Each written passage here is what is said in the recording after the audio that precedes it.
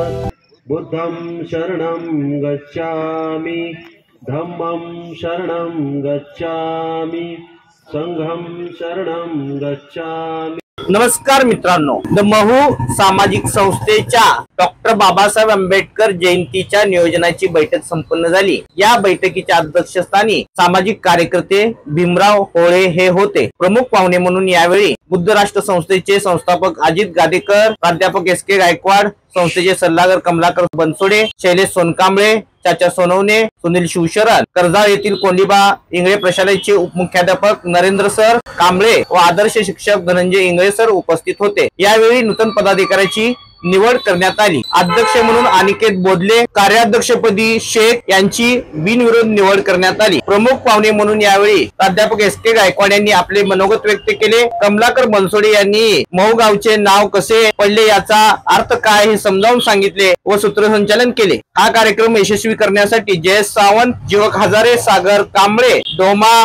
विकी मस्के, दया, रवी, अजय इंगळे यांनी परिश्रम घेतले। यावेळी मान्यवरांचा सत्कार करण्यात आला। यावेळी मंडळाचे आधारस्तंभ मिलिंद कांबळे व या मंडळाचे खंबीर साथ सचिन सावंत यांनी आभार मानले।